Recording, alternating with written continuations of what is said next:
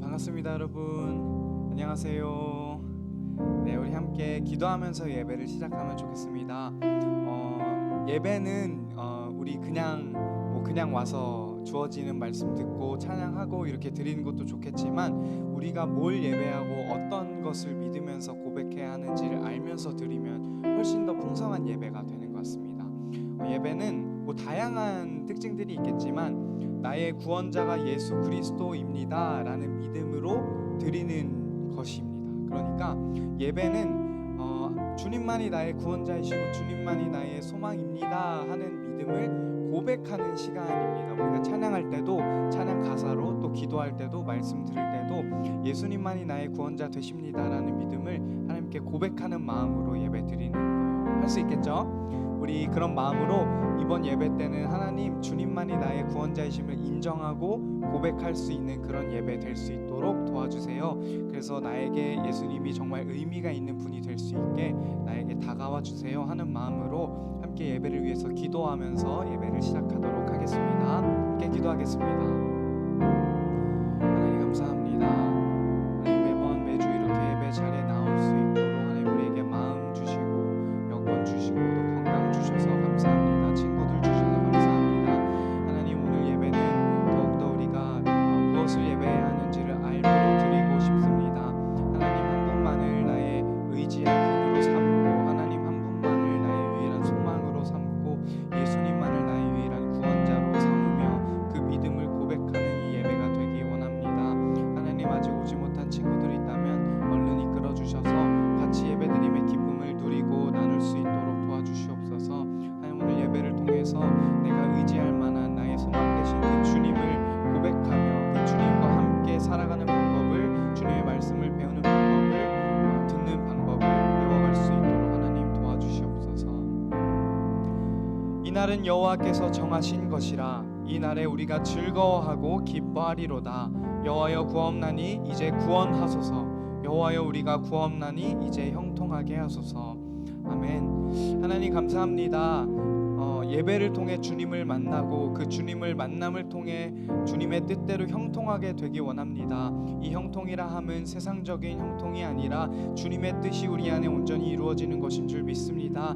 하나님과 교제하고 하나님의 말씀을 들음으로 하나님과 하나가 되어 연합되어 살아갈 수 있는 우리 모두 될 수 있도록 이 예배를 통해 주님과 연합할 수 있는 우리 모두 될 수 있도록 허락하여 주시고 주님께서 정하신 주일 우리가 빠지지 않고 주님께 예배드리며 나아갈 때 무엇보다 하나의 공동체가 되어 주님을 만날 수 있는 기쁨 허락하여 주시옵소서. 이 모든 말씀 예수 그리스도의 이름으로 간절히 기도드립니다.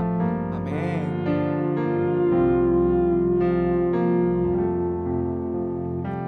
다 같이 일어서서 사도신경으로 신앙 고백하도록 하겠습니다. 나는 전능하신 아버지 하나님 천지의 창조주를 믿습니다. 나는 그의 유일하신 아들 우리 주 예수 그리스도를 믿습니다. 그는 성령으로 잉태되어 동정녀 마리아에게 나시고 본디오 빌라도에게 고난을 받아 십자가에 못 박혀 죽으시고 장사된 지 사흘 만에 죽은 자 가운데서 다시 살아나셨으며 하늘에 오르시어 전능하신 아버지 하나님과 함께 앉으시다가 거기로부터 살아있는 자와 죽은 자를 심판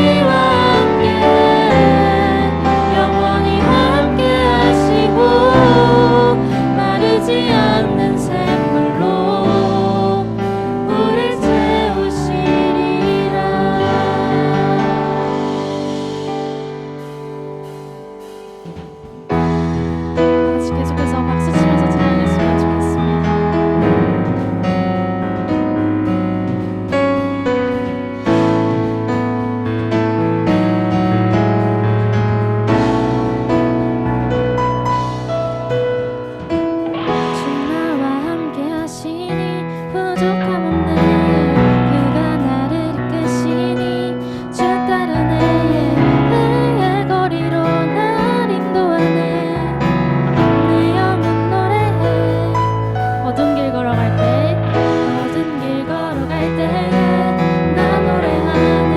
주 나와 함께 하시니 나 두려움 없네. 주의 선함과 인자심이 평생 날 따르리. 찬양 높이 계신 주께 우리 맘을 열어 높여 모든 영광 돌리세. 주 사랑하는 자 다 주께 나와 높이세. 주내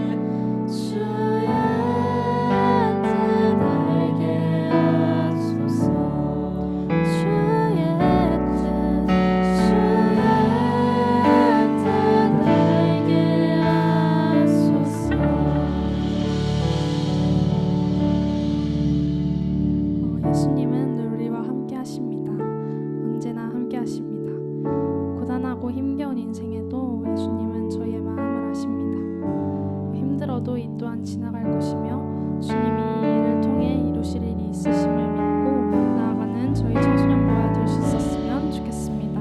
다 같이 이러한 기도를 가지고 기도하시겠습니다.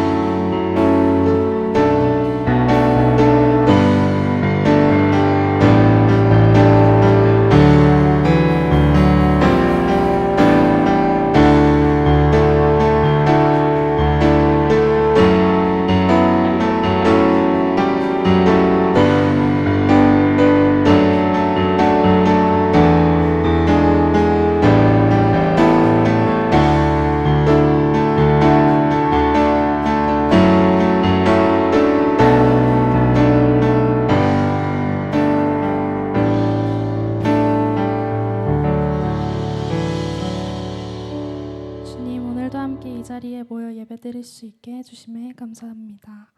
아직 오지 못한 이들의 발걸음을 재촉하여 이 자리 가운데로 인도해 주세요. 또다시 시작되는 이 학기를 맞이함으로써 설렘도 있고 두려움도 있을 텐데 한 사람 한 사람 가운데 두려움 없이 일상에서도 주님을 찾고 의지하며 살아가는 저희 청소년부가 될 수 있기를 간절히 원합니다.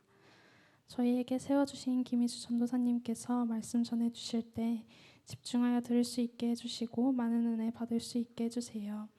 오늘 저희에게 주시는 말씀으로 또 새로운 한 주를 보낼 때 그 말씀을 따라 살아가는 저희 될 수 있게 도와주세요. 저희를 사랑하시는 예수님의 이름으로 기도드렸습니다. 아멘.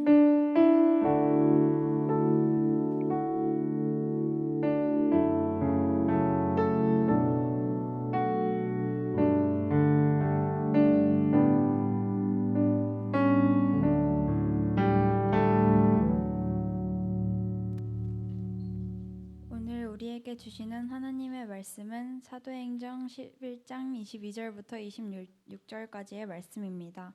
저와 여러분이 돌아가며 한 절씩 읽고 마지막은 함께 읽겠습니다. 하나님의 말씀을 읽을 때 모두 각자의 자리에서 귀를 기울이며 살아계신 하나님의 음성에 집중해 주세요.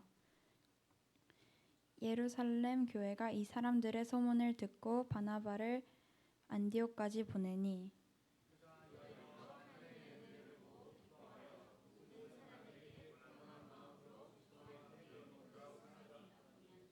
바나바는 착한 사람이요 성령과 믿음이 충만한 사람이라.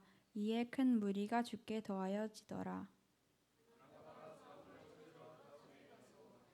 만남에 안디옥에 데리고 와서 둘이 교회에 1년간 모여 있어 큰 무리를 가르쳤고 제자들이 안디옥에서 비로소 그리스도인이라 일컬음을 받게 되었더라. 아멘.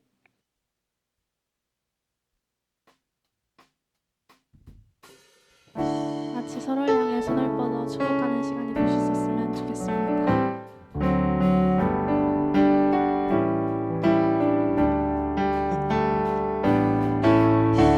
하나님의 사랑이 당신의 삶 가운데 가득하기를 축복합니다. 하나님의 은혜가 우리 가운데 가득하길 기도합니다. 하나님의 사랑이 당신의 삶 가운데 가득하기를 축복합니다. 하나님의 은혜가 우리 가운데 가득하길 기도합니다. 가득하길 기도합니다. 네, 다시 한번 축복합니다. 우리 서로에게 사랑합니다. 한번 인사하겠습니다. 사랑합니다. 네, 웃으면서 이왕이면 사랑합니다. 여기서 얼굴 빨개지면 알겠습니다. 네, 네, 오늘 말씀은 말씀 제목을 한번 같이 한번 큰 소리로 읽어볼까요? 시작. 네, 감사합니다. 우리 선생님들만 읽어주신 것 같은데 다시 한번 우리 여러분들 목소리로 시작. 다시 한번 우리 안 하기로 마음 먹은 거예요. 다시 한번 시작. 충만한 사람. 네, 다 하셨으리라 믿습니다. 오늘 본문은 사도행전입니다. 사도행전. 이 사도행전은 굉장히 중요한 성경의 책 중에 하나인데요. 뭐 여러 가지 관점으로 볼 수 있지만 사도행전 초반부에 보면은 우리 전에 한번 나눴었는데 오순절 성령 강림 사건이 등장해요. 사도행전 2장 부분 보면은 오순절 날에 이렇게 하나님께서 모여 있는 그 무리들에게 성령님을 내려주시는 그런 사건이 등장합니다. 그러니까 그 이후로부터 사도행전이 계속 흘러가면서 특별히 뭐 바울 이야기가 많이 지배적으로 나오긴 하지만 성령님이 어떤 사람들을 통해서 또 교회를 통해서 어떻게 일하셨는지, 성령을 통해서 복음이 어떻게 전파되었는지를 담고 있는 그런 책이라고 보시면 좋습니다. 어쨌든 아까 말한 것처럼 오순절, 우리 왜 성령 강림 주일이라는 그 날, 바로 그걸 기념하는 건데요. 오순절이라는 이스라엘의 절기가 있어요. 그래서 오순절 날에 뭐 전에 멸망했던 때에 포로로 잡혀갔던 사람들이나 아니면 뭐 흉년이 있어서 잡혀갔던 사람들이나 뭐 다른 데로 갔던 사람들이나 여러 가지 사정으로 유대인들이 이스라엘 밖에 다른 나라들의 다른 지역들에 막 흩어져 있었거든요. 그 흩어져 있던 유대인들을 디아스포라 유대인들이라고 말해요. 뭐라고요? 디아스포라. 조금 어려운데 그 디아스포라 유대인들이 오순절 절기 때 예루살렘 성전으로 모이게 된 거예요. 왜냐하면 제가 전에도 말했지만 뭐 예수님이 오시기 전까지의 시대에는 예배가 제사의 형태였는데 그 제사는 어디서만 드릴 수 있다고요? 예루살렘 성전. 그러니까 교회가 딱 하나 있었던 거예요. 뭐 회당이 있어서 모여서 말씀을 나누고 했지만 제사를 진짜 제대로 하나님께 드리기 위한 그 공간은 예루살렘 성전 하나밖에 없었어요. 그러니까 예루살렘이 공간이 딱 수도 이렇게 있잖아요. 그러니까 멀리 사는 사람들도 절기 때마다 들어올 수밖에 없었던 거예요. 며칠이 걸리는 길이라도 이렇게 올 수밖에 없었던 것이죠. 그래서 오순절 날에 좀 멀리 이렇게 떨어져 있던 디아스포라 유대인들도 들어왔겠죠. 그러니까 이스라엘로 다시 들어와서 그때 이렇게 모이게 됐는데 뭐 마가의 다락방에 모여 있던 사람들에게 성령님께서 강림하신 거, 성령 하나님께서 예수님이 부활하시고 하늘로 올라가시고 나서 성령 하나님을 보내주셨어요. 그 성령 하나님이 강림하신 날이 바로 성령 강림절인데 그게 특별히 오순절 절기 때 일어났다 해서 오순절 성령 강림절이란 말이에요. 어쨌든 그래서 이렇게 성령님이 임하시고 나서 계속 시간이 흐른 다음인 거예요. 이스라엘에는 제가 말했지만 선택받은 민족이라는 사상이 있었다 그랬어요. 이걸 줄여서 뭐라고 했을까요? 선민사상. 네, 선택받은 민족, 선민사상이에요. 그래서 이스라엘 사람들은 좀 이런 습성이 있었다 그래요. 복음은 우리들만 아는 거고 복음은 우리들만 받아들여야 하고 복음은 우리들만 소유해야 하는 것 즈음으로 여겼다고 합니다. 그래서 유대인들은 뭐 하나님을 믿는 신앙에 대한 자부심이 굉장히 강해요. 그래서 예수님을 받아들이지 못하는 사람들도 많았고요. 어쨌든 이스라엘 역사 속에서 이 부분과 관련된 갈등들이 정말 많이 있는데 함께 사도행전 11장 19절을 읽어보겠습니다. 오늘 본문 조금 앞부분인데요. 19절 한번 띄워주세요. 같이 한번 읽어봅니다. 시작. 그때에 스데반의 일로 일어난 환란으로 말미암아 흩어진 자들이 베니게와 구브로와 안디옥까지 이르러 유대인에게만 말씀을 전하는데 스데반 나는 혹시 들어봤다. 손을 들어볼까요? 스데반 집사. 뭐 스데반 집사님 꽤 유명한 분인데요. 순교한 분이에요. 돌에 맞아서 돌아가신 분. 아까 말했던 것처럼 사도행전의 초반부 오순절 절기 때 뭐 여러 가지 사정으로 인해서 이방 나라나 다른 지역으로 흩어졌던 디아스포라 유대인들이 들어오게 됐다고 말했죠. 그래서 들어왔는데 절기 이후에 다시 집으로 돌아가야 되는데 성령을 받아버린 거예요. 성령 하나님을 받아버려서 뭔가 신앙이 뜨겁게 우리처럼 불타오르게 된 거예요. 그래서 예루살렘 교회에 좀 남아서 계속 같이 신앙생활을 하게 되는 거예요. 뭐 전체가 다 그런 건 아니겠지만 근데 우리 뭐 생각을 해보면 밖에서부터 뭐 디아스포라 유대인들 이 사람들을 오늘 사도행전에서는 뭐라고 말하냐면 헬라파 유대인들이라고 말해요. 헬라파, 뭐 헬라는 그리스 문화를 말하는데 헬라 문화, 그러니까 밖에 이스라엘 말고 다른 문화권에 속한 사람들이에요. 반대말은 히브리파 유대인이죠. 그러니까 밖에서 들어온 사람들, 밖에서 지내다가 여러 가지 사정으로 흩어졌던 사람들을 헬라파 유대인들이 하는데, 그 반대로 생각해 보면 원래부터 예루살렘에 남아있던 사람들이 있단 말이에요. 이 사람들은 히브리파 유대인들이라 그래요. 히브리, 뭐 옛날부터 전통을 이어왔다 이거겠죠. 그래서 두 가지 부류, 히브리파 유대인들과 헬라파 유대인들 간에 갈등이 좀 많았어요. 계속해서 갈등이 사도행전에서 계속되어서 박해도 있고 이런 이야기가 있는데, 이 두 부류가 예루살렘 교회에서 같이 거하게 된 거란 말이에요.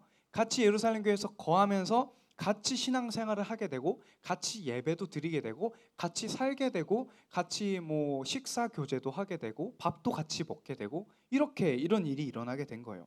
자, 그런데 한번 생각해 보세요. 만약 뭐 우리 멀리 떨어져 있는 친척 분들하고도 명절에 가끔 이렇게 모이면 우리 사이 좋나요? 가끔 이렇게 싸움이 벌어지잖아요. 왜? 멀리 떨어져서 산 지가 오래됐기 때문이에요. 그러니까 무슨 말이냐? 이스라엘은 특별히 율법이라는 게 있었어요. 율법은 뭐냐? 하나님의 명령과 말씀인데, 예를 들면 그 율법이 정말 상세해서 먹지 말아야 할 음식들이나 하지 말아야 할 행동들을 굉장히 구체적으로 몇백 가지를 만들어 놨단 말이에요. 그러니까 히브리파 유대인들은 그걸 지키면서 살아온 사람들인데, 헬라파 유대인들은, 이스라엘 밖에 떠난 사람들은, 뭐 예를 들면 우리나라에서도 예전에 뭐 미국으로 이민 간 분들 같은 경우에는 식습관이 바뀌는 것처럼 외국에서 살다 보니까, 다른 지방의 전통들에서 섞여서 살다 보니까 율법보다는 그 지방에 좀 섞여서 사는 생활 방식이 생겨버린 거예요. 그러니까 그 사람들이 들어와서 같이 생활하게 되니까 어떻게 돼요? 생활 방식이 다른 사람들끼리 살아가다 보니까 갈등이 점점 생기는 거예요. 싸움이 일어나게 되고요. 뭔가 차별이 일어나게 되고요. 그런 일들이 생기는 것입니다. 그래서 아무래도 팔이 안으로 굽는다는 것처럼, 뭐 저도 이게 뭐 사역자긴 하지만 어디 가서 다른 교회 친구들이나 우리 약수교회 친구들 보면 누굴 먼저 챙기겠어요? 이게 당연한 거 아니에요. 우리 약수교회 우리 여러분들을 더 챙기겠죠. 이런 것처럼 팔이 안으로 굽는 것처럼 예루살렘 교회 안에서 히브리파와 헬라파 유대인들이 같이 모여 있었는데, 히브리파 유대인들을 조금 더 챙기게 됐었나 봐요. 그래서 말씀에 잘 보면 뭐 헬라파 과부들이 매일의 구제 도와주는 것에서 좀 제외되는 일 때문에 좀 서운해했다 이런 얘기도 많거든요. 그러니까 밖에서 들어왔던 사람들이 조금씩 이렇게 케어해주고 돌봐주는 거 도와주는 일에 조금씩 이렇게 한두 번 제외가 됐었나 봐요. 먹는데도 약간 늦게 오는 거 안 기다려주고 먹고, 좀 어려운 과부들을 도와주는데 조금 깜빡 잊고 이렇게 빼뜨리고, 이렇게 계속 반복되니까 갈등이 생긴 거예요. 그래서 이 예루살렘 교회가 어떻게 하게 됐냐? 7명의 집사님을 세우게 됩니다. 이 집사님들은 헬라파 유대인들 출신으로 세웠어요. 왜냐? 필요한 게 어떤 역할이냐? 헬라파 사람들 케어하는 역할이 더 필요했던 거예요. 말씀 양육보다 헬라파 사람들이 이렇게 소외받고 이렇게 되니까 헬라파 유대인들, 멀리서 온 사람들을 챙겨주는 그 일을, 그 사역을 전담해줄 7명의 집사님을 이렇게 정하게 됩니다. 그 중에 한 명이 바로 스데반 집사님인 거예요. 스데반 집사님이 히브리파다 헬라파다? 헬라파를 돌보기 위해서 세워진 사람인 거예요. 그런데 어쨌든 예루살렘 교회에서 그렇게 7명의 집사를 선택해서 이렇게 세우고 헬라파 유대인들을 돌보기 시작했는데, 어쨌든 갈등이 계속 있었단 말이에요. 히브리파 유대인들은 이렇게 생각했었나 봐요. 우리가 믿어왔던 신앙과 우리의 삶의 방식이 원조야. 우리가 오리지널이야. 우리가 진짜야. 아무래도 그렇겠죠. 뭐 약수교회 전통과 분위기가 있는데, 뭐 다른 교회 오래 있다가 온 친구들이 있으면 우리 교회는 이래, 우리 교회는 예배 드릴 때 이런 모습으로 드려, 이렇게 소개해 주잖아요. 그러니까 우리가 들여온 이 루틴이나 우리가 들여온 이 방식이 있는 거예요. 그러니까 우리 약수교회에서 예배 드리려면 이렇게 해야 돼라는 부분들이 우리한테는 자연스러운데, 멀리서 들어온 지 얼마 안 된 분들한테는 낯선 거란 말이죠. 이런 것처럼 히브리파 유대인들은 자신들이 살아왔던 방식이나 자신들이 믿어왔던 방식이 원조라고 좀 믿었나 봐요. 우리가 옳아, 우리가 맞는 거야, 우리가 맞는 방식이야.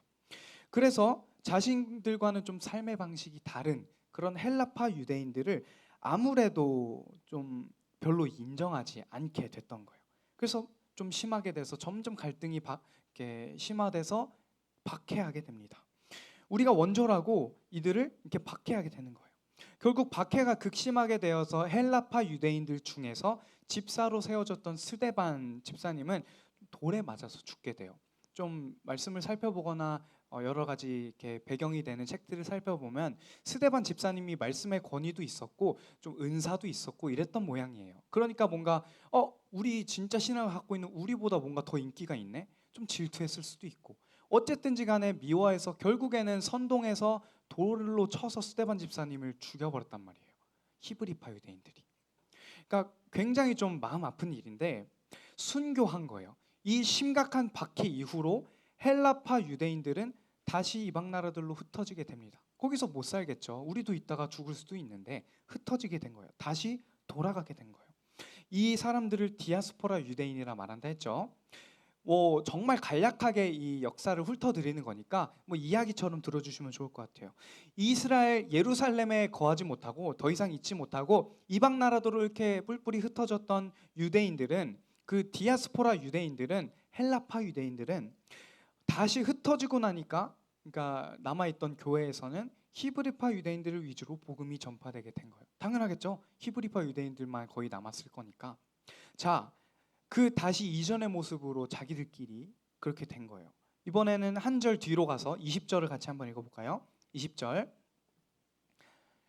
읽어봅니다. 시작. 그 중에 구브로와 구레네 몇 사람이 안디옥에 이르러 헬라인에게도 말하여 주 예수를 전파하니. 아멘. 우리 바울이라는 사람이 복음을 전하는 데 있어서 선교 여행을 몇 차 동안 갔어요. 근데 바울도 그렇고 예루살렘 교회도 어쩌면 여기서 이제 복음을 전파하려고 선교 같은 걸 나가야 된단 말이에요. 그러면 선교의 거점이 되는 지역이 있어야 되는데 바로 그 지역이 안디옥이라는 지역이에요. 안디옥이란 지역이 지명이 똑같은 부분이 두 군데 있는데, 여기 안디옥은 예루살렘보다 좀 위에 지방에 위치하거든요. 그 안디옥이라는 지방에 교회가 있었겠죠. 그래서 여기가 선교의 거점 정도 되는 정말 중요한 교회였는데, 그래서 헬라파 사람들이 어쨌든 여기 모여서 예배를 드리고 있었나 봐요. 근데 어쨌든 뿔뿔이 흩어졌다 말했죠.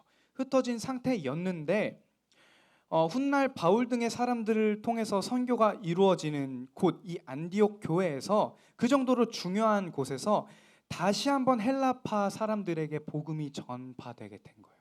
구브로와 구레네 몇 사람이 안디옥 교회에 가게 되고, 또 하나님의 뜻이겠죠. 하나님의 뜻에 합하여 헬라인 유대인들에게도 다시금 복음이 제대로 전파되게 된 거예요. 복음이 선포되게 된 거예요. 말씀을 전하기 시작한 거예요. 자, 다음 21절을 읽어보겠습니다. 제가 한번 읽어볼게요. 21절. 주의 손이 그들과 함께 하심에 수많은 사람들이 믿고 주께 돌아오더라. 아멘. 여기서 그들이 누굴까요? 헬라파 유대인들이겠죠. 안디옥을 말하고 있는 거니까. 주님의 손이 헬라파 유대인들과도 함께 하셔서, 그러니까 헬라파 유대인들에게도 주님의 은혜가 다시 한번 임해서 수많은 게 흩어졌던 사람들이 다시 한번 주님을 믿게 되고 다시 한번 모이게 되었다는 말이에요. 그 사람들이 복음을 받아들이고 예수를 믿게 되어서 예수께로 돌아오게 되었다고 합니다. 자, 다음 마지막 22절도 제가 한번 읽어볼게요. 예루살렘 교회가 이 사람들의 소문을 듣고 바나바를 안디옥까지 보내니. 자, 조금 누그러진 모양이네요. 주님께서 이 헬라파 유대인들에게 은혜를 주셔서 다시 한번 복음이 전파되게 되고 복음을 다시 한번 회복한 이들이 다시 한번 모이게 되었다고 했는데, 이스라엘에서 하나님을 믿는 신앙의 본거지인 예루살렘 성전의 그 예루살렘 교회 사람들이 이 소식을 전해드린 거예요. 다시 한번 유대인들, 우리 흩어졌던 동족들이 모여서 복음을 듣게 되고 복음을 믿게 되고 예수를 다시 한번 믿게 돼서 모이게 되었다더라. 그러니까 이렇게 도와주려고 바나바라는 사역자를 안디옥 교회로 보내게 됩니다. 자, 이 바나바라는 이름도 혹시 들어본 사람 있을까요? 바나바. 우리 선생님들은 다 아시겠지만 바나바라는 사람도 굉장히 중요한데, 바울이라는 사람과 같이 선교 여행을 가기도 했던 정도로 굉장히 이게 말씀 전파에 있어서 탁월했던 사람입니다. 바나바가 누군지 한번 살펴볼 텐데, 조금 앞으로 거슬러서 사도행전 4장 37절을 함께 읽어보겠습니다. 짧은 구절인데요. 같이 읽어볼게요. 시작. 팔아 그 값을 가지고 사도들의 발 앞에 두니라. 자, 이 바나바에 대한 소개인데요. 바나바는 자신의 소유인 자신의 밭, 그러니까 뭐 땅이 될 수도 있죠. 자기 땅을 팔아서 그 돈을 교회와 성도들을 위해 모두 바쳤다고 나와 있어요. 이게 정말 쉬운 일일까요? 우리 지금 서울에서 땅값이 얼마나 비싼데 땅이 있으면 그걸 팔아서 내가 뭐 불리기도 그 전전긍긍할 수도 있는데 이렇게 땅을 팔아서 교회와 어려운 성도들을 위해서 그냥 전부 다, 조금도 아니고 전부 다 바쳤다는 거예요. 정말 사람들에게 많은 좀 칭송과 인정과 존경을 받던 사람인 거예요. 사역자였던 거예요. 바나바가 그 정도로 신앙에 있어서 대단한 사람이었는데 좀 한 구절 앞으로 가서 36절을 다시 한번 같이 읽어보겠습니다. 시작. 구브로에서 난 레위족 사람이 있으니 이름은 요셉이라. 사도들이 일컬어 바나바라. 번역하면 위로의 아들이라 하니. 밑에 줄 사도들이부터 한 번 더 읽어볼게요. 사도들이 일컬어 바나바라. 번역하면 위로의 아들이라 하니. 아멘. 구브로라는 지역에 요셉이라는 이름을 가진 사람이 있었는데 사도들, 그러니까 쉽게 말하면 예수님의 12사도, 12제자들이 이 요셉의 별명을 이렇게 지어준 거예요. 바나바. 바나바, 뭐 우리말로 하면 뜻을 모르겠지만 어떤 뜻이냐면 말씀에 따르면 위로의 아들이라는 뜻입니다. 위로의 아들.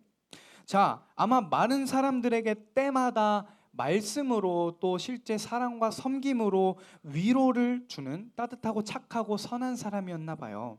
자, 그럼 오늘 본문으로 한번 돌아가 보겠습니다. 오늘 본문에도 바나바에 대한 소개가 나오는데 그 전에 23절을 제가 한번 읽어보겠습니다. 23절. 바나바가 이르러 안디옥에 이르러 하나님의 은혜를 보고 기뻐하여 모든 사람에게 굳건한 마음으로 주와 함께 머물러 있으라 권하니. 바나바가 안디옥으로 이렇게 보내졌는데 그 안디옥으로 보내진 바나바가 안디옥에 이르러서 하나님의 은혜를 보고, 이 은혜가 뭐냐면 21절에서 본 것처럼 주님의 은혜가 그들과 함께해서 헬라파 유대인들이 다시 모이게 되고 다시 예수님께 돌아오게 된 그 은혜를 말하는 거예요. 그 은혜를 바나바가 와서 보고 기뻐하면서 이렇게 말을 한 거예요. 모든 사람에게 굳건한 마음으로 주와 함께 머물러 있으라. 이렇게 권하게 된 거예요. 권면하게 된 것입니다. 하나님의 은혜가 다시 임하게 된 것을 직접 목도하고 목격한 바나바가 이렇게 권한 거예요. 그 말을 지금의 말로 약간 바꿔봤습니다. 환란이 있어도, 역경이 있어도, 유대인들의 극심한 박해가 있어도 전처럼 믿음이 흔들리지 말고 굳건한 마음으로 예수를 믿는 믿음에서 떠나지 말아라. 주님과 함께 머물러 있으라. 이렇게 권면을 한 거예요. 아마 설교를 했겠죠. 우리 함께 25절, 26절을 읽어보겠습니다. 25절 제가 읽고 26절 여러분들이 읽어주세요. 바나바가 사울을 찾으러 다소에 가서, 다음 만남에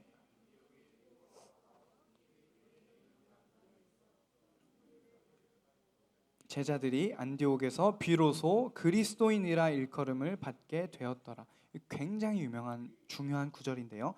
오늘은 좀 이스라엘의 대략적인 사도행전 이야기를 드리느라 약간 길어졌습니다. 이 바나바가 사울, 우리가 알고 있는 바울이죠.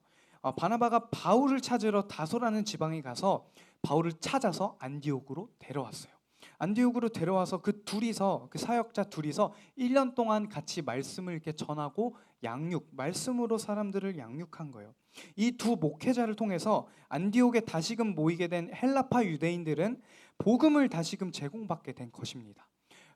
우리 담임 목사님처럼 담임 목사님급 때는 두 분 사역자가 와서 정말 풍성하게 말씀을 계속해서 1년 동안 말씀을 풀어서 설교해주고 성경 공부도 해주고 말씀을 계속해서 제공받아서 공부도 하게 되고 깨닫게 되고 하나님도 만나게 된 거예요. 아주 감격스러운 일이 일어납니다. 26절을 제가 한 번 더 읽어볼게요. 만남에, 그러니까 바나바가 바울을 만남에 안디옥에 데리고 와서 둘이 교회에 1년간 모여 있어 큰 무리를 가르쳤고 제자들이 안디옥에서 비로소 그리스도인이라 일컬음을 받게 되었더라. 제자들이부터 한번 같이 읽어볼게요. 제자들이 안디옥에서 비로소 그리스도인이라 일컬음을 받게 되었더라. 아멘. 안디옥에서 헬라파 유대인들이 드디어 그리스도인이라고 불리게 된 거예요. 그전에는 뭐 어쩌면 예수님을 믿지 못했을 수도 있고 유대인들이었으니까 예수님 말고 하나님 유일신이지 예수님이 어떻게 하나님과 동일한 분이야? 이렇게 못 믿었던 사람도 있을 수 있고 아니면 믿었다가 이렇게 박해로 흩어졌으니까 믿음이 다시 없어졌을 수도 있는데 이제서야 비로소 진짜 그리스도인이라고 사람들에게 이야기를 듣게 된 거예요. 굉장히 중요한 말씀 구절입니다. 이제 하나님의 은혜로 전에는 그리스도인들이라고 부를 수 없을 정도의 좀 애매한 믿음이었고 연약한 믿음이었는데 이제서야 비로소 그리스도인이다. 저 사람들 그리스도인이다. 그리스도를 믿는 그리스도를 따르는 그리스도인이다. 이렇게 불리게 됐다는 거예요. 자, 아까 바나바의 이름의 뜻이 위로의 아들이라고 했는데 그런 그를 소개하고 있는 구절이 오늘 본문에도 등장합니다. 24절인데요. 한번 같이 한번 읽어볼게요. 시작. 바나바는 착한 사람이요 성령과 믿음이 충만한 사람이라 이에 큰 무리가 주께 더하여지더라. 착한 사람이요 성령과 믿음이 충만한 사람이라. 바나바에 대한 소개입니다. 바나바는 기본적으로 성품이 착한 저처럼 성품이 선한 너무 비웃으시는데 더 착해질게요. 죄송해요. 성격이 되게 착하고 성품이 되게 온화한 사람이었나 봐요. 저보다 훨씬 더 많이. 그래서 바나바는 이렇게 깨끗한 마음밭을 가진 사람이었기 때문에 뒷부분 성령과 믿음이 충만한 사람이 될 수 있었던 거예요. 자, 성령과 믿음이 충만한 사람, 성령과 믿음이 충만하다. 이게 무슨 뜻일까요? 뭐 성경에서 좋은 말 써놨나 보지 구체적으로 무슨 말인지 모르겠어요. 자, 여기서 말하는 믿음은 원어로 하면 피스티스라는 표현인데요. 이 믿음이라는 헬라어는 정말 깊은 의미들, 다양한 의미들을 가지고 있는데 그냥 단적으로 믿음 이것뿐만 아니라 담고 있는 정말 깊은 신학적인 의미가 많아요. 그 중에 하나를 소개시켜 드리는데 피스티스라고 하는 그 믿음의 의미 중 하나는 구원에 대해 그리스도를 신뢰하고 확신하는 것이라는 의미를 가지고 있어요. 뭐라고요? 구원에 있어서 그리스도를 신뢰하고 확신하는 것. 여러분 유일한 구원자가 그리스도라는 거 믿으세요? 삶으로도 그렇게 믿음을 살고 계신가요? 확신한다는 건 삶으로도 그게 드러난다는 거예요. 바나바는 그런 사람이었던 거예요. 그 믿음이 있었던 거예요. 바나바는 구원에 대해서 그리스도를 신뢰하고 확신하는 그런 정도의 믿음을 가진 사람이었던 거예요. 그래서 수많은 박해에도 불구하고 구원에 대한 흔들리지 않는 확신과 믿음을 가진 사람, 그 바나바를 통해서 하나님께서 복음을 선포하시고 많은 사람, 큰 무리가 주께 더하여지더라. 많은 주님의 제자들을 바나바를 통해서 만들게 되신 것입니다. 그런 바나바에게 신실한 믿음, 굳건한 믿음이 있었기 때문에 가능했던 거예요. 자, 그럼 우리는 어떨까요? 우리는 이런 굳건한 믿음이 있나요? 가능하겠어요? 바나바와 같이 또 바울과 같이 뭔가 우리가 어떤 상황에 있든지 어떤 박해를 받든지 어떤 흔들릴 만한 일을 우리가 겪든지 주님을 향한 믿음이 절대로 흔들리지 않아서 우리가 말씀을 전하고 주님을 전할 때 우리를 통해서 많은 사람들이 주님께로 돌아올 만한 우리 그런 일을 감당할 수 있겠어요? 우리 그런 정도 자격이 된 사람이에요? 우리 그 정도 능력이 있을까요? 우리에게? 별로 저도 자신이 없어요. 그렇게 말하면. 내가 그렇게 사용받을 만큼 내가 그렇게 믿음을 가지고 있는 사람인 것 같지가 않을 때가 많단 말이에요. 우리 그렇지 않잖아요. 이런 구절들을 볼 때면 이런 생각이 들죠. 에이 전사님 그건 바울이나 바나바나 뭐 예수님 제자들이나 베드로나 그런 사람들이니까 가능하죠. 에이 다윗처럼 주님의 마음에 합한 자니까 가능한 거죠. 에이 저는 그 정도는 아니에요. 저는 그냥 이렇게 적당히 이렇게 재밌게 교회 다니면서 그냥 친구들이랑 같이 찬양하고 재밌게 다니면서 뭐 이렇게 장로님들처럼 그렇게 나중에야 우리 믿음이 커지겠죠. 뭐 이렇게 생각하잖아요. 우리는 위인전에 나오는 위인들이나 마블 히어로물에 나오는 그런 히어로처럼 그렇게 우린 대단한 사람이 아니에요. 우린 아직 멀었어요. 저는 지금 안 돼요. 저 못해요. 우리 여전히 이렇게 반응할까요? 자, 다시 한번 24절을 함께 큰 소리로 읽어보겠습니다. 24절. 바나바는 착한 사람이요 성령과 믿음이 충만한 사람이라 이에 큰 무리가 주께 더하여지더라. 아멘. 바나바는 믿음이 충만한 사람이었는데 중요한 표현이 앞에 등장합니다. 우리에게 좀 희망이 되는 거예요. 바로 성령과라는 표현이에요. 뭐라고요? 성령과. 자, 성령님이 하시는 대표적인 일이 있어요. 정말 많은 일을 하시는데 성령님이 하시는 대표적인 일이 예수 그리스도를 믿게 하는 거거든요. 만약에 여기 계신 여러분들이 나는 예수님을 진짜로 믿습니다 라는 분들이 계시다면 그건 물론 여러분들의 의지와 힘으로 믿는다고 생각할지 몰라도 내 안에 계신 성령님이 일하고 계신다는 증거예요. 내가 느끼지 못해도 이미 내 안에 계셨던 성령님이 일하셔서 주님의 때에 내가 주님을 믿는다는 걸 확신시켜 주는 거라고. 성령님이 하신 대표적인 일은 예수님을 어떤 상황에서도 예수님에 대한 믿음이 흔들리지 않도록 하시는 게 성령님의 일입니다. 자, 그러면 다시 돌아와서 바나바는 믿음과 성령과 믿음이 충만한 사람이라 했는데 바나바에게 흔들리지 않는 믿음, 그런 수많은 박해 중에서도 믿음이 흔들리지 않을 수 있었던 이유가 누구 때문인 거예요? 바나바가 대단해서? 바나바가 뭔가 난 사람이어서? 뭔가 비범한 사람이어서? 정말 대단하고 탁월한 사람이어서? 물론 그랬을 수도 있지만 성령님이 바나바 안에서 일하셨기 때문에 바나바 안에 흔들리지 않은 믿음이 있었다는 거예요. 그렇다면 우리 자신의 눈으로 우리를 볼 때 우리 믿음이 지금도 흔들리죠. 예배 때가 오히려 더 위험해요. 듣는 말씀, 듣는 설교를 통해서 내가 평소에 생각했던 것과는 다른데, 난 이건 믿지 않는데, 난 하나님 만난 적이 없는데, 이거는 그냥 좋은 얘기 하는 거 아닌가? 그냥 전사님이 좋은 얘기 말씀 끌어다가 하는 거 아닌가? 이렇게 생각될 때가 많잖아요. 의심될 때가 많잖아요.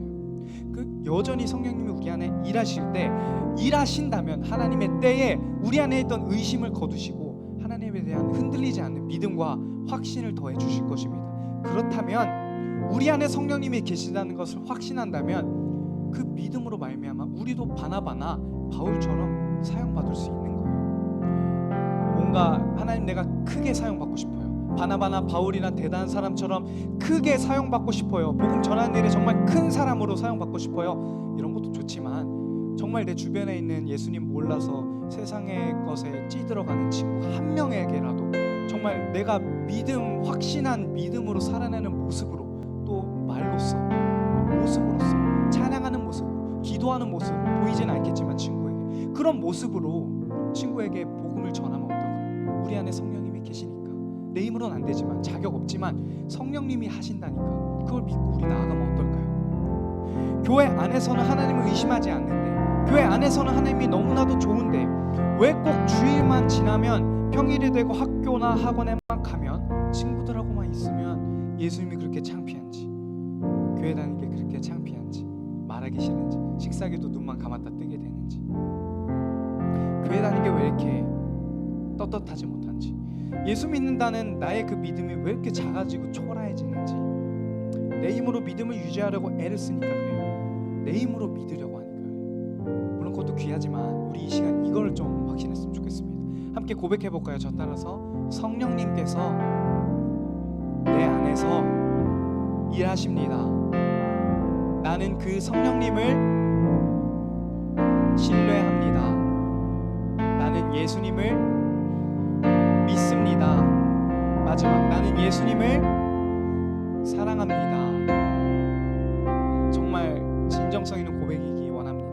우리 성령님은 성령과 믿음이 충만한 사람이 되게끔 우리 안에서 일하셔요. 지금도 일하고 계십니다.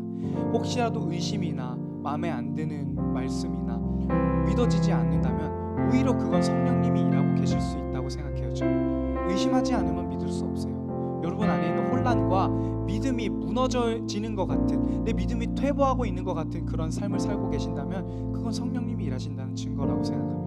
왜냐하면 하나님의 가치와 세상의 가치는 이렇게 반대가 될 수밖에 없기 때문에, 세상에서 살다가 말씀에 부딪히고 양심의 거리낌이 생긴다는 것은, 말씀을 듣고 내 안에 뭔가 의심이나 부딪힘이 있다는 것은 말씀이 이미 우리 안에서 일하고 있다는 증거입니다. 우리 그것을 힘으로 삼아 가면 좋겠습니다.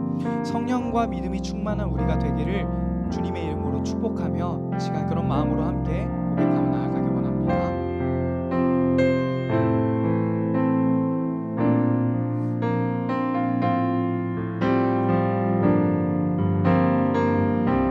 우리 함께 고백합니다. 마음이 상한 자를 고치시는 주님,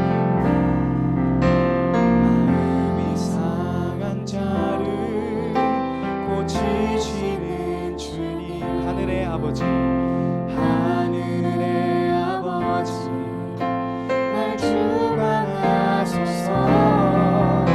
주의 길로 인도하사 자유케 하소서. 내 안에서 새 일을 행하사 새 일을 행하사 부흥케 하소서. 다시 한번 마음이 상한 자를 고치시는 주님, 하늘의 아버지, 하늘의 아버지, 날 주관하소서. 주의 길로 인도하사 자유케 하소서. 새 일을 행하사 새 일을 행하사 부흥케 하소서. 의에 줄이고 목이 마르니 의에 줄이고 목이 마르니 성령의 기름 부으소서. 의에 줄이고 목이 마르니 내 자를 한 번만 더 고백합니다. 의에 줄이고 목이 마르니 아멘. 의에 줄이고 목이 마르니 성령의 기름 부으소서. 의에 줄이고 목이 마르니 내 자를 채워 주소서. 우리 고백한 가사 중에 새 일을 행하사 부흥케 하소서라는 가사가 있습니다. 여러분, 부흥이란 의미를 똑바로 알아야 돼요. 부흥은 수적으로 늘어나는 게 부흥이 아니에요. 부흥이 뭐냐? 하나님의 뜻이 이루어지는 게 부흥입니다. 하나님의 뜻이 때론 수적, 양적 부흥이 될 수도 있지만 그게 부흥을 다 담아내지 못해요. 이 시간 우리 안에 하나님의 뜻이 이루어질 시간이 됐으면 좋겠습니다. 하나님의 뜻이 뭐예요? 어떤 상황이든 하나님을 향한 믿음이 흔들리지 않는 것. 우리가 그 믿음을 소유해서 우리가 하나님의 주님의 증인으로서 주님을 전하는 삶 사는 것. 그 삶으로 우리가 행복함을 느끼는 것.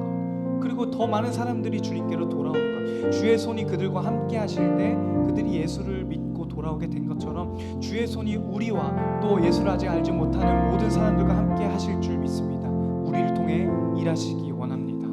부흥하기 원합니다. 하나님의 뜻이 여러분들 심령 안에 이루어지기 원합니다.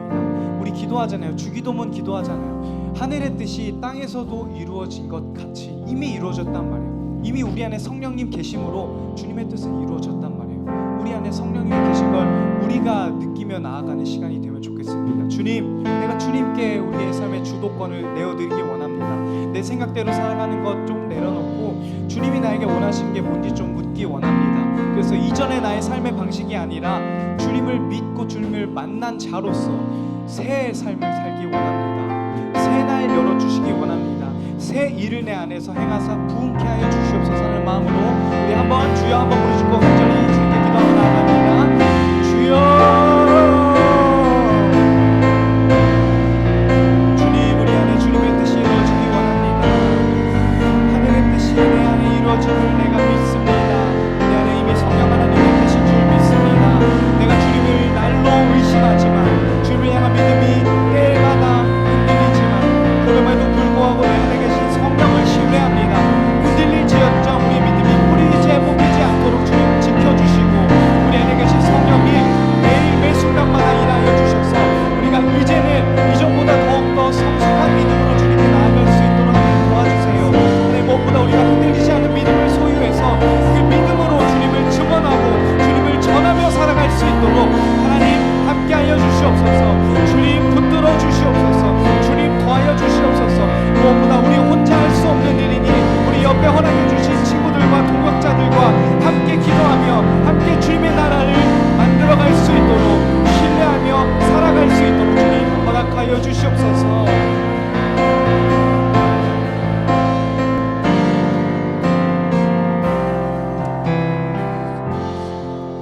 하나님, 하나님 감사합니다.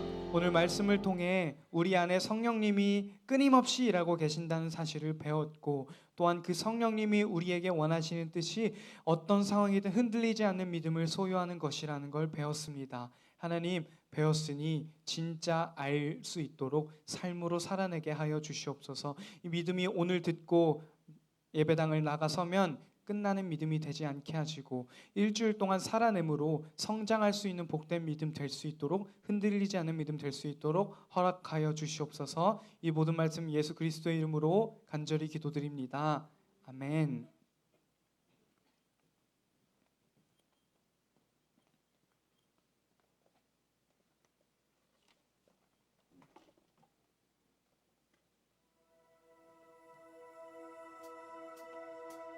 나보다 나를 잘 아시는 주님, 내가 주를 떠나 어디로 가겠나이까. 나 어딜 가든지 주의 손이 나를 인도하시며, 주의 오른손이 나를 붙드시리다. 나를 창세전부터 계획하시고 지금까지 인도하시네. 하나님이여, 주의 생각이 어찌 그리 보배로우신지요. 나의 생각보다, 나의 뜻보다 더 크고 놀라우신 주님. 하나님이여, 나를 살피사 나의 마음을 다시 오니 나를 영원한 길로 인도하소서. 나보다 나를 잘 아시는 주님, 누가 주를 떠나 어디로 가겠나이까. 나 어딜 가든지 주의 손이 나를 인도하시며, 주의 오른손이 나를 붙드시리다. 나를 창세전부터 계획하시고 지금까지 인도하시네. 하나님이여, 나의 생각이 어찌 그리 보배로우신지요. 나의 생각보다, 나의 뜻보다 더 크고 놀라우신 주님. 하나님이여, 나를 살피사 나의 마음을 다오시오니 너 영원한 길로 인도하소서. 주의 생각이 어찌 그리 보배로우신지요. 나의 생각보다, 나의 뜻보다 크고 놀라우신 주님. 하나님이여, 나를 살피사 나의 마음을 다시오니 나를 영원한 길로 인도하소서.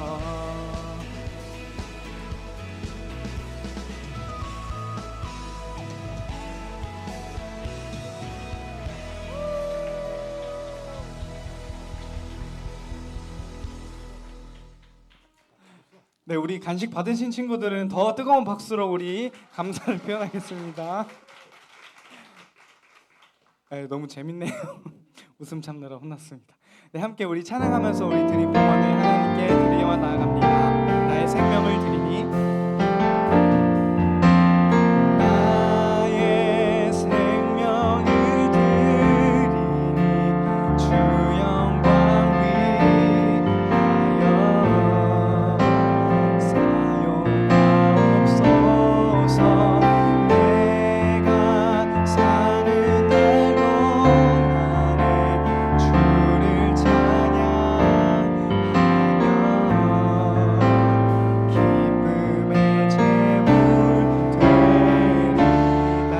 받아주소서. 나를 받아주소서. 아멘. 우리 봉헌기도 드리겠습니다.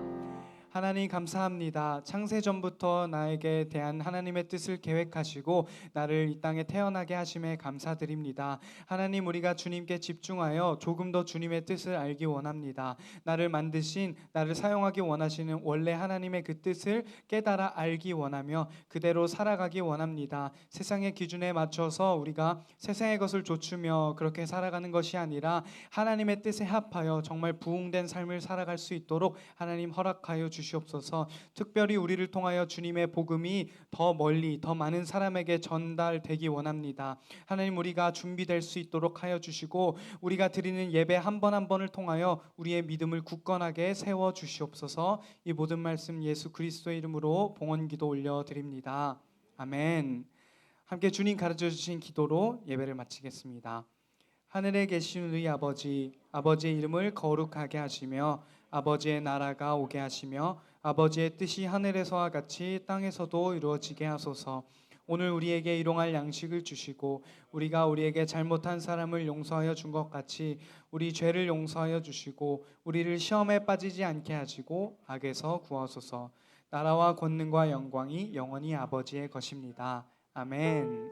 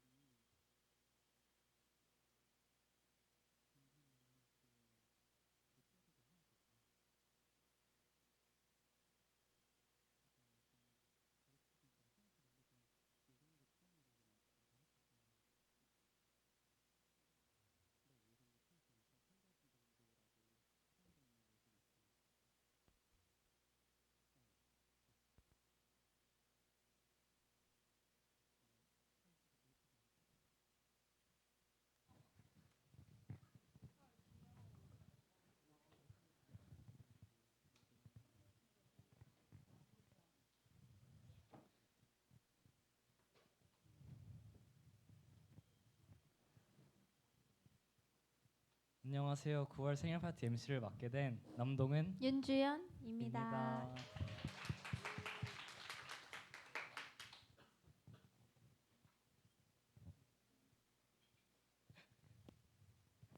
잠시만요. 재롱이라도 피워봐.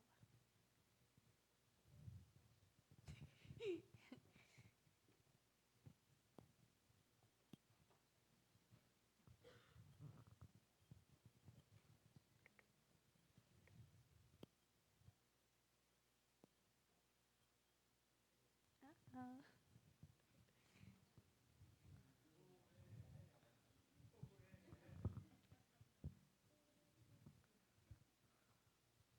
네.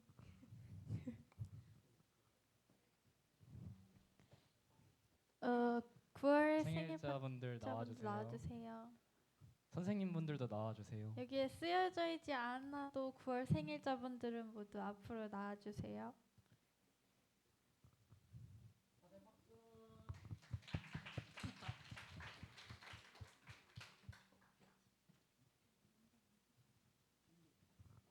쌤들 9월 안 계시고.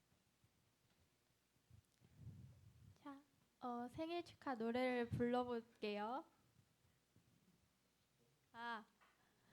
자, 노래가 없는 관계로 무반주로 부르겠습니다.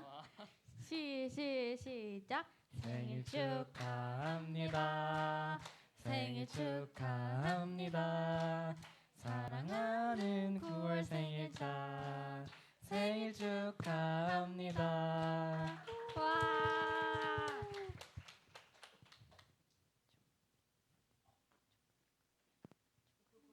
촛불 꺼주세요. 와. 자, 이번 케이크 따먹기 게임은 폭탄 돌리기 게임입니다. 와. 네. 폭탄. 자, 제시어가 여기 뜰 건데 제시어를 보고 생각나는 단어를 아무거나 말한 뒤에 폭탄을 돌리면 됩니다. 그래서 이 제시어를 말하지 못하고 폭탄을 가지고 있다가 폭탄이 터지게 되면 지는 게임입니다. 네, 그럼 한번 자, 여기 뒤돌아서 제시어 나오면 돌릴게요. 제시어가 안 나는데요? 성경, 예수님, 십자가, 예배, 하나님, 기도, 목사님, 전도사님, 찬양, 기도, 찬양?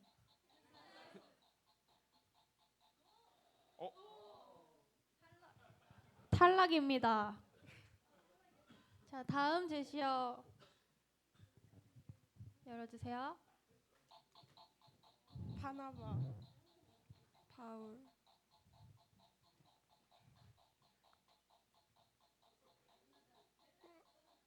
베드로, 다윗, 요셉, 솔로몬, 야고보. 아이고. 아, 네, 지은이가 진 걸로 하겠습니다. 네. 네. 상품 받으시고.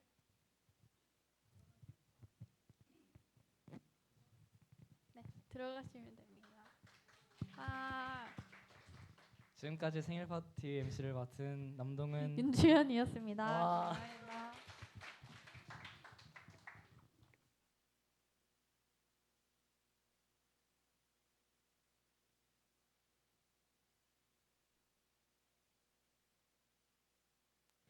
네, 저희 짠한 고3을 대표해서 제가 잠깐 드리고 싶은 말씀이 있어서 이 자리에 나왔어요. 저희 고3이 오늘 봉헌송 했는데 이 봉헌송에 저희 고3들의 마음을 좀 담았거든요.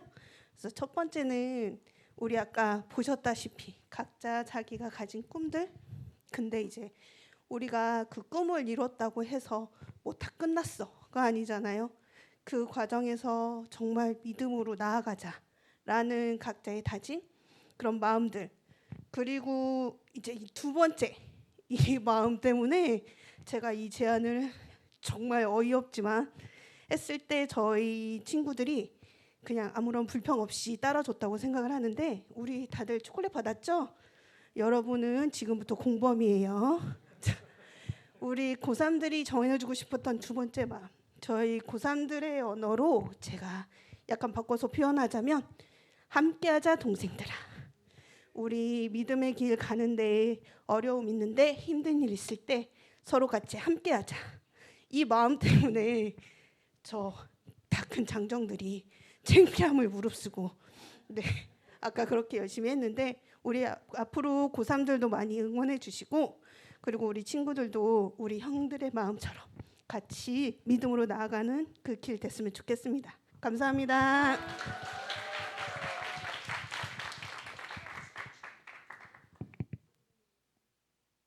네, 참고로 우리 고3 저 형들은 그 우리 현우가 아까 갑자기 막 총 쏘고 그래서 굉장히 당황했을 텐데 지금 군인 이제 부사관 준비하고 있어요. 그래서 그쪽으로 좀 방향을 잡고 있고, 우리 이시원 친구는 이제 간호사 이쪽으로 간호학과 쪽으로 지금 준비를 하고 있고, 우리 주영이는 동물 사육 그리고 훈련사 이런 쪽으로 좀 방향을 정하고 있어서 아까 나름대로 좀 컨셉을 잡고 나온 거예요. 나름대로 컨셉을 잡고 나온 거고, 우리 세진 선생님은 뭐 미래 이게 창조자 이게 꿈은 아니고 그냥 창조를 하신 거예요. 요정으로 잠깐 등장하신 거니까 다시 한번 우리 큰 격려와 박수 한번, 저 뒤에 형들 서 있는데 박수 한번 쳐주십시오. 감사합니다. 그 다음 주에는 저희가 이제 야외 예배를 가게 됐어요. 지난주에 이제 광고를 못했죠 저희가. 예, 이게 좀 갑작스럽게 좀 생겼어요. 이 순서가 좀 갑작스럽게 됐고 9월 하순 쪽으로 가려고 했는데 9월 하순 쪽 10월 초 이렇게 가면 또 여러분들 시험이랑 좀 많이 겹쳐 있어서 좀 급하게 당기다 보니까 다음 주에 저희가 이제 야외 예배 그리고 아우팅을 하게 됐는데 광고사항은 일단 시간이 야외 이제 미사리 하남 조정 경기장 쪽으로 저희가 나가게 되거든요. 그래서 아침 9시 반에 여기서 출발을 하게 돼요. 아침 9시 반에 출발을 해서 여기 다시 행사를 마치고 교회를 돌아오는 시간은 오후 3시 반 정도 되게 좀 시간이 좀 많이 소요되긴 하죠. 야외로 나가니까. 나가서 이제 같이 간단하게 예배도 드리고 레크레이션도 하고 그리고 외부 식사도 이제 같이 하고 그렇게 돌아오는 시간이라서 시간은 좀 걸리긴 하지만 그래도 오랜만에 저희가 주일날 야외로 나간 행사니까 우리 친구들 다 같이 참여해서 갔다 올 수 있었으면 좋겠고 너무 가고 싶은데 꼭 부득이하게 못 가는 친구가 있을 수도 있는데 못 가는 친구들은 여기서 청소년부 예배는 없고 2부 예배가 저희가 이제 9시 반에 성인 예배가 있고 그리고 11시 반에 또 대예배 3부 예배가 있어요. 그래서 그쪽으로 가서 이제 예배 그 시간에 맞춰서 예배를 드시면 좋겠고 웬만하면 정말 부득이한 사정 없으면 같이 나가서 오랜만에 좀 시간 보내고 왔으면 좋겠어요. 그래서 다음 주는 11시에 교회를 오는 게 아니라 9시 반에 출발을 하니까 9시 20분까지는 와야죠. 9시 20분에 와서 예배를 드리는 게 아니라 9시 20분에 와서 바로 인원 체크하고 9시 반에 출발할 거예요. 출발할 거니까 시간 늦지 않게 참석했으면 좋겠습니다. 한 가지 그 더 광고 사항은 드레스 코드 전사님께서 드레스 코드를 좀 정해 주셨는데 뭐 그냥 큰 건 아니고요. 상의든 하의든 뭐 어떤 액세서리든 어떤 것든 괜찮으니까 그린색, 핑크색, 아이보리색 그리고 하얀색, 화이트 요 중에서 하나 좀 아이템 장착하시고 그렇게 오시면 좋을 것 같아요. 뭐 하나 정도만 강요는 아닌데 전사님 이거 사진 찍으면 이렇게 해서 좀 예쁘대요. 그래서 그린색, 핑크, 아이보리, 화이트 옷이 없어서 일부러 사야 되는 뭐 그 정도까지는 아니고 액세서리든 뭐든 어떤 것든 괜찮으니까 하나씩 착용하시고 아이템 장착하시고 그리고 오시면 좋을 것 같습니다. 다음 주에 몇 시에 온다고요 아침에?